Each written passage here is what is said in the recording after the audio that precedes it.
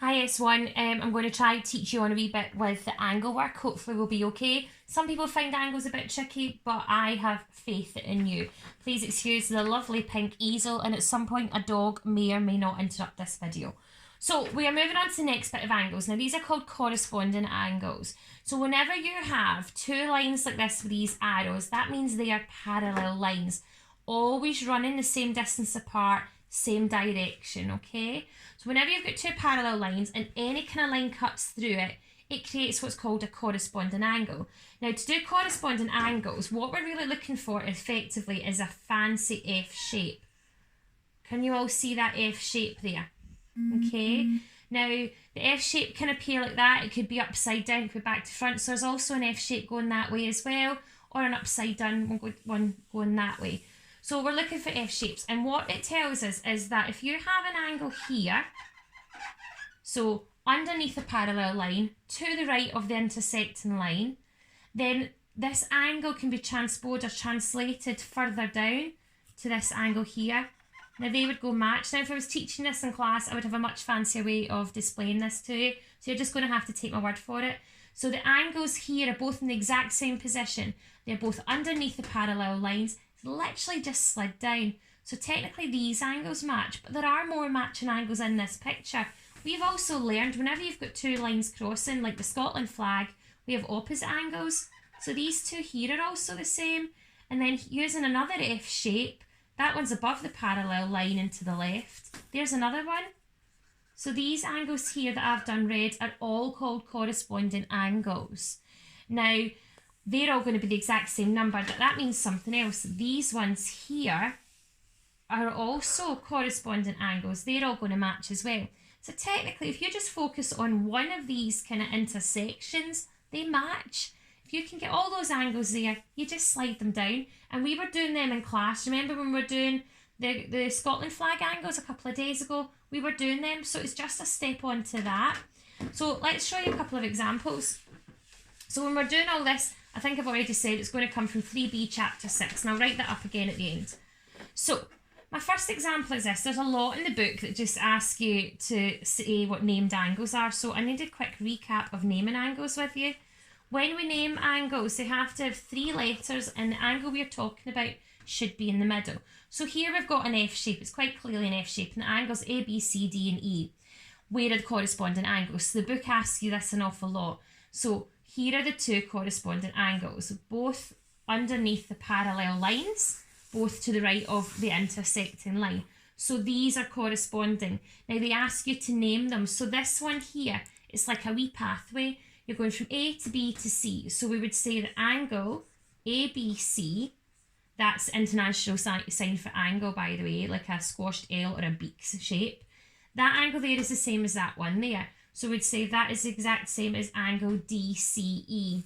So DCE. So the angle you're talking about is the letter in the middle. So angle B is in the middle, angle C is in the middle. Technically the A and the C could be the other way around, same as the D and the C. So there's quite a few of them in the textbook, and feel free to just have a glance over them and make sure you know what they're doing. You don't technically have to write anything. Let's go on to some actual examples where we have to fill in the missing angles. This is a bit where it gets interesting. So, oh, excuse me. Here are my parallel lines. So there should always be arrows denoting which ones are parallel. And I'm going to tell you this angle in here is 110 degrees. And we have to fill in all the other missing angles. So the first thing we look for is that big F shape. So I'm just going to trace in my F shape again with the other colour pen. So there is the F shape. So this 110 slid down to the same position there is also 110. It's underneath a parallel line and to the right, underneath the parallel line to the right. Also have a wee look at it, a wee bit of common sense prevails. It's not going to be that one. 110 is an obtuse angle, so you would never ever write it in here because that's an acute angle. So these ones are both 110. Now, how do we get the other angles? We need to use our prior knowledge. Here are two intersecting lines, aka our Scotland flags. So straight across from 110 is another 110. Now, there are no more obtuse angles in there. We've filled in all the possible 110s, but we can now get this angle here, or that one, or that one. Let's just go to the top. These two angles here are clearly on a straight line, so what do they add to? The magic number in angles is 180 degrees. So these two need to make 180. So 180 take away 110, you're all telling me probably out loud, is 70 degrees. Now using the fact of corresponding angles again, here is another back to front F shape. So below the parallel line and to the left, here's another one below the parallel line and to the left. So that's also 70. And then we've got the Scotland flag, opposite angles again. So that one is 70. Notice there's only actually 2 numbers on that whole diagram, all right? And if I extended that line up there, what would they be? Well, it would just be the exact same as that kind of junction, but slid up. There would be another 110, there would be another 70. So the 70s are in all the acute positions, 110s in all the obtuse positions. Let's try another one down here. So here are my parallel lines. Excuse the lack of straight lines. And I'm going to take this wee angle down here as 15. Now, we don't always have to use the F shape first of all. You might want to jump in and do the opposite angles first, but because this lesson is corresponding angles, I'm going to do that way. So here is my F shape again. My red line is now turning a bit purple. So the position of the 15, it's in the acute space, it's below the parallel line and to the right of this intersecting line. So slide it up. There is my other 15 degrees, below the parallel line and to the right. Where are my other 2 15s? Well, I'm just going to get them using opposite angle properties. So there's 15 and there's 15 again. All my other angles match. They're all using that magic 180. 180 take away 115 is 100 and... I've gone blank. 165 degrees. So all these other angles, opposites 165, slid down 165, opposites 165. Again, notice that whole junction is the same as that junction, just slid down. Again, if I added another one down, they would all match as well. This is a classic filling in the missing angles question. Now, at the end of the exercise, there are some trickier ones, and there's no way I can sit and show you an example to suit all. So I'm just going to show you one classic example, which is often in tests and homeworks, that's done quite poorly. So we have what looks a bit like an A shape, but it is by no means symmetrical. So there are my parallel lines. Can you see the kind of A shape? Now it's not symmetrical. If it was symmetrical, I would have put lines here and here to show you it was, but people always seem to think it is. Now the 2 angles I'm going to give you here are, this one is 43 and this one is 105. Our method here is cheat it, left hand side, right hand side. So I'm going to start the left hand side. Using our F shape that I'm tracing out here, there is your F. 105 is obtuse, it's below the parallel line, slide it down, there's your other 105 degrees. Now, these 2 here are both in the same position, both above, so these match, and the way to get them is, again, take away from 180. These are on a straight line, so 180 take away 105.